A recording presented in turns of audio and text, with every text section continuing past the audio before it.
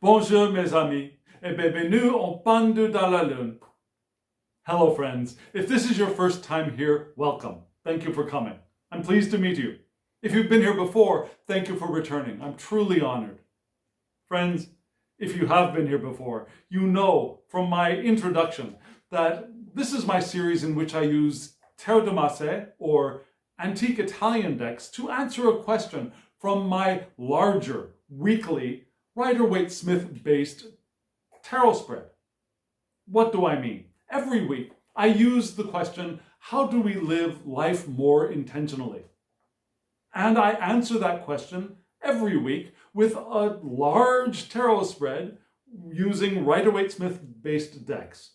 And then from that larger spread, I pull one question and I answer that question with 3 Tarot de Marseille or antique Italian decks, and that is this series. So before watching the rest of this video, I recommend going to see the initiating video for this week. And I'll put a card up here with a link so you can click on there, hop on over and see the larger video to get context of where we are going. And the title of this week's video was Transformation, the Intentional Life. What the heck does that mean? Well, that video was based on the idea of the intentional life being a transformational life. And so from that larger video, from that larger spread, I pulled a question. That question came from the answer to one question in the spread, which was, what if I were free?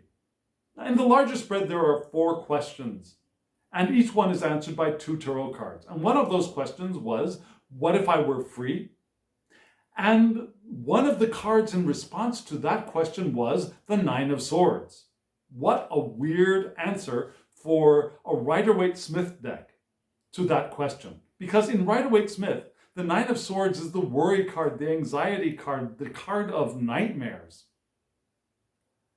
If I were free, I'd have nightmares. If I were free, I'd be worried. If I were free, I'd be anxious. I don't think that's what this spread in this context was trying to teach us.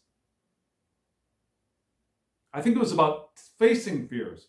And so, because of that, and because I wanted to dive a little bit deeper into that 9 of Swords in response to what if I were freer, I pulled this question.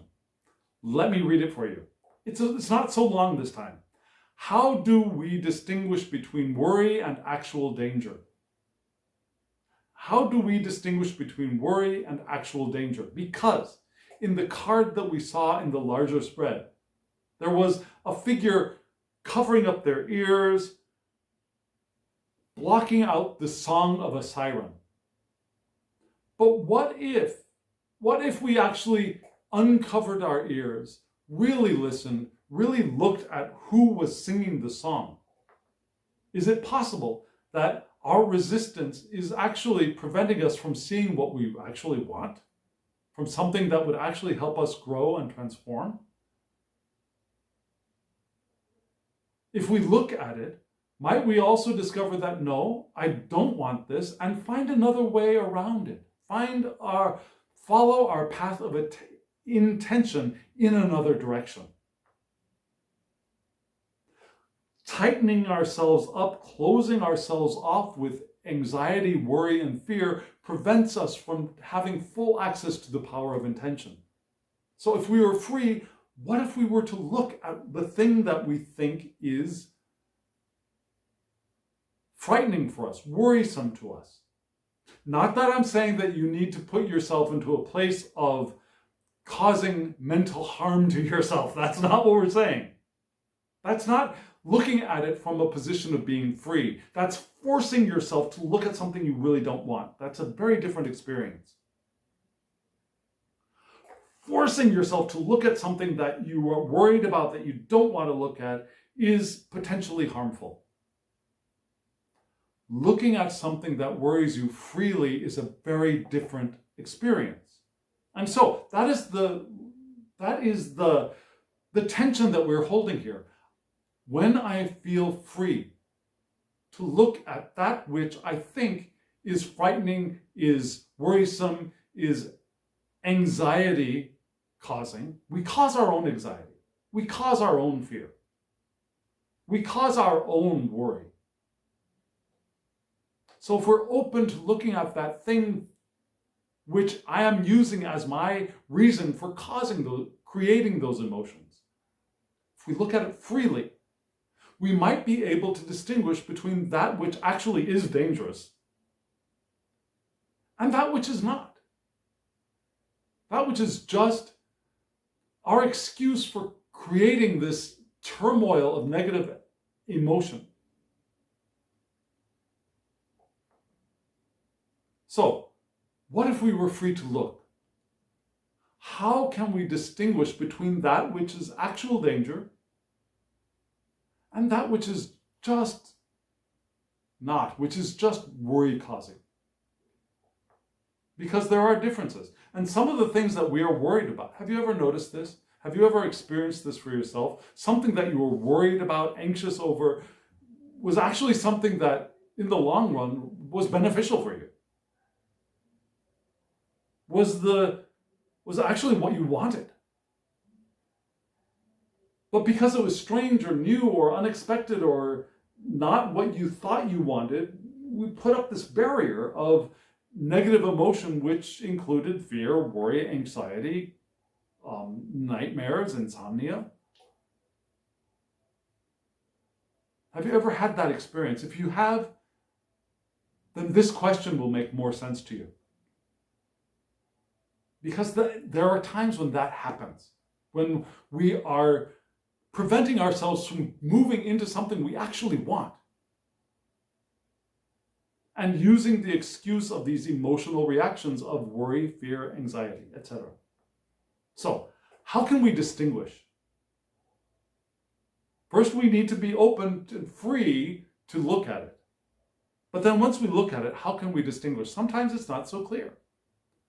Now, we've still got this patina of worry and anxiety over what we're looking at.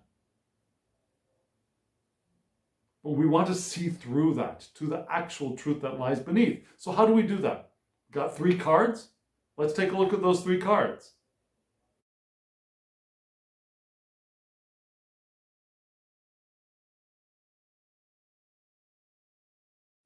What did you think of those cards?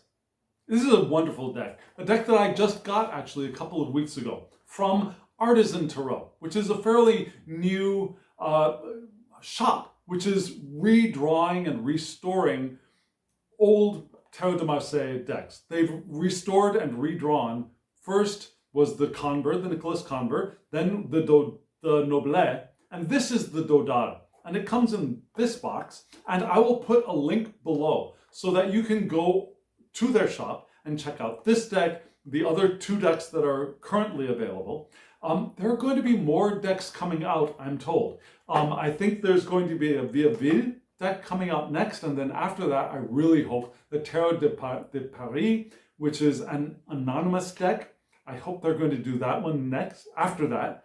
So this is an exciting shop, and their work is beautiful. Their cardstock is wonderful, brilliant, amazing. Like shuffling casino style decks. They're linen finish. They're shuffle like a dream. They're just wonderful. I can't gush over them any more than I already am. So I suggest going and checking them out. I don't get any money if you shop over there, just to let you know. I'm just trying to make things easier for you. So we have those 3 cards that I just showed you. And sometimes when I draw cards, especially a 3-card spread for answering a question from Tarot de Marseille, sometimes I get the feeling that I'm surprised. Sometimes I'm surprised. I'm a little bit taken aback. Sometimes I think, oh my gosh, maybe I didn't shuffle well enough. Maybe I didn't shuffle right. Do I need to do this again? This was not one of those times at all. At all. I pulled these cards and I was thinking, yep, that makes, okay, oh, of course, that makes sense. No surprises here. So what did we have? We had from left to right, and we're going to read left to right this time, because the line of gaze, especially in these cards, of the humans was from left to right. So we started off with the King of Swords, and then we had the Knight of Wands, and then we had the Ten of Cups. Okay, you're thinking, well, that's in descending order, so that's not good. Sometimes that's important, but it's not always important, I don't think. Sometimes the right is the future, the left is the past. Not always. Doesn't always have to be that way. Sometimes moving off to the left could be the future and looking to the right could be the past. It depends on the cards, it depends on the line of gaze, it depends on a lot of factors. And if I were to get 4 pips with no human figures, of course pips don't have human figures in Tarot de Marseille or antique Italian decks mostly, there are some that do, but Solabusca, for example, but in pips without human figures, reading from left to right, I would go left, past, right, future, sure. But when we got human figures involved, their direction, where is their body pointed, where are their heads pointed, all of that comes into the reading for me and will determine where is past, where is future, what are we focused on, what are we not focused on, what are we avoiding, what are we interested in. And so for me, I don't know if you noticed this, but both of those human figures their bodies were pointed to the left, but their heads were turned to the right. So for me, for this reading, there's going to be a tension between left and right being past and future. But we could see that both of these figures, the king was looking at the knight was looking at the cups. Their bodies were actually moving away from the cups, like they were moving they were moving away from this past experience, but their focus was still on it.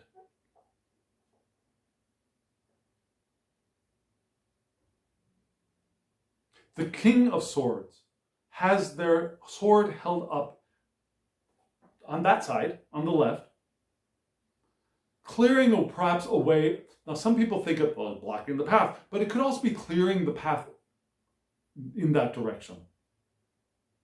But again, their attention is focused this way. The King of Swords, heart over head. I'm sorry. What did I just say? No, head over heart. Yeah, head over heart. Now the mind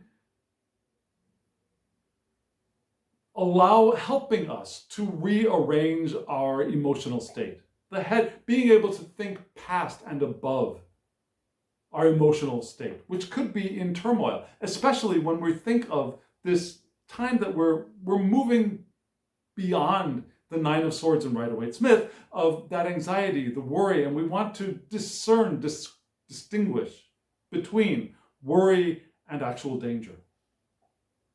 So the King of Swords, the King of Swords was a perfect first response to that. How do I distinguish? I be the King of Swords. I rise above my emotional turmoil. I bring my head over my heart for this time, and I look for truth. This is the card of truth as well. It's also skillful handling of words and concepts. So not only do I see and I think about, but I'm skillful in the way that I conceive and I frame what I'm looking at. So I look at this above my emotional turmoil, I see the truth, and I'm able to interact, to handle what it is that I'm seeing. I'm not just seeing it, and I'm not only seeing the truth, but I'm able to work with that truth. And I can go beyond thought into the unknown. I can follow that trail of truth into to the currently unknown. And so I see this thing. It looks like it might be danger. And so I follow that path of, yes, is it danger or is it not?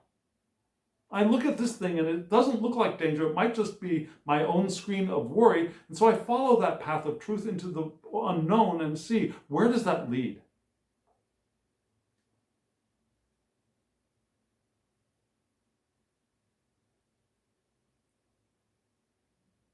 And the king can also take their thoughts and put it into action, because that's the next step. If we stop with the thinking, if we stop at the, okay, so I figured it out. This is dangerous. Well, that's good to know.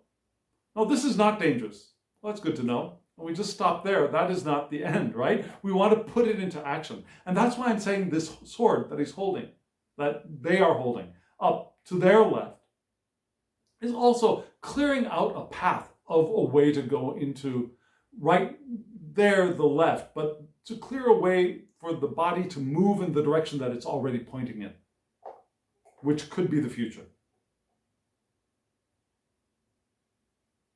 But the king is again looking at their past, because we evaluate our present experience based on past experiences, right? I could know that this is actually dangerous because I've had an experience of that, or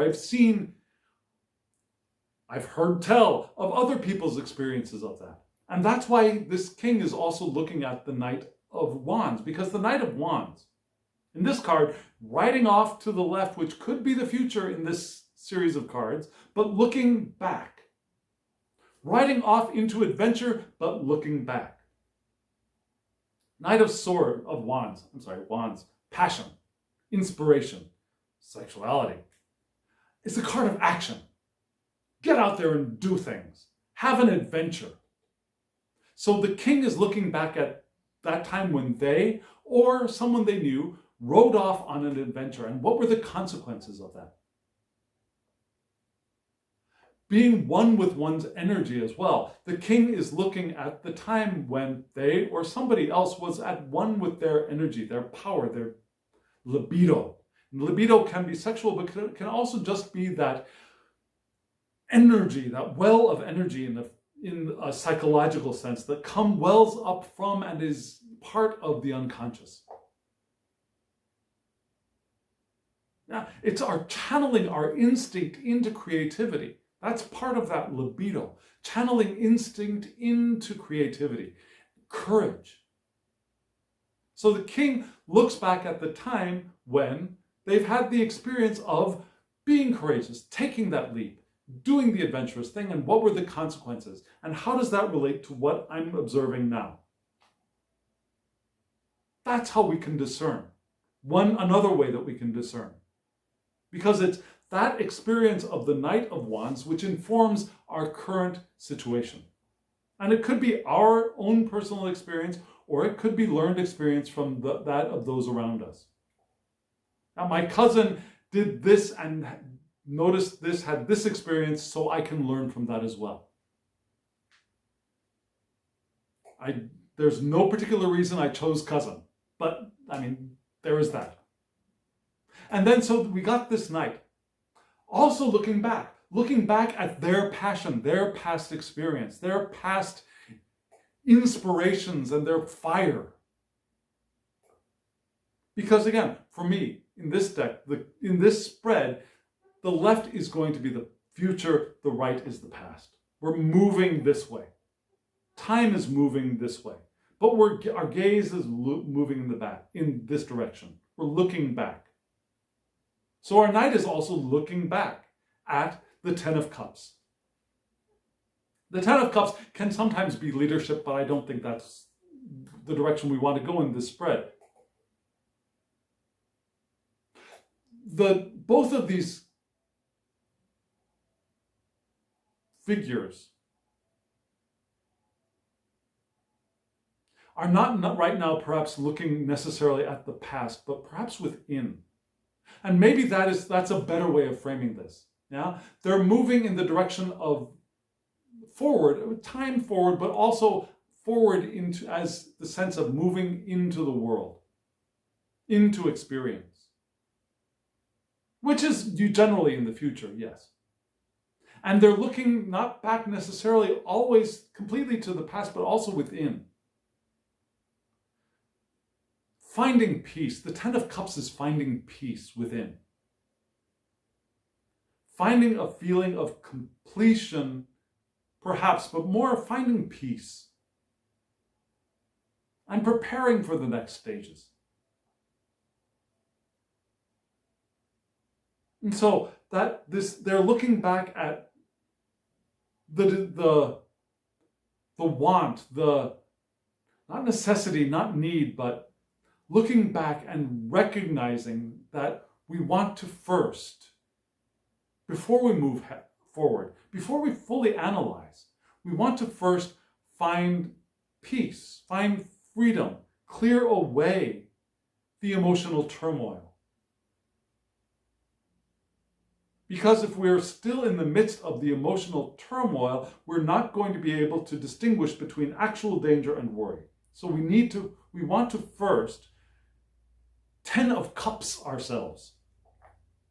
We want to find a way to discover the peace that actually exists within, underneath, within that covering of anxiety and fear.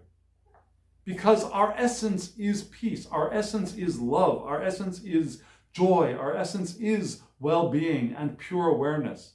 That other stuff is, the anxiety, the worry is stuff that's covering up our essential nature. Our true substance, the eternal nature that we are in these physical beings that we are co-creating, these physical bodies that we are co-creating. The Ten of Cups is also evolution in our emotional life. And so we come up against this anxiety and worry, and then we recognize that, yes, we want to reveal our inner peace, and we want to evolve emotionally. We want to unveil the love that exists within us, which is also a Ten of Cups time. Yeah? Unveiling, revealing the love that exists within. And I'll go there. The Christ-like love, the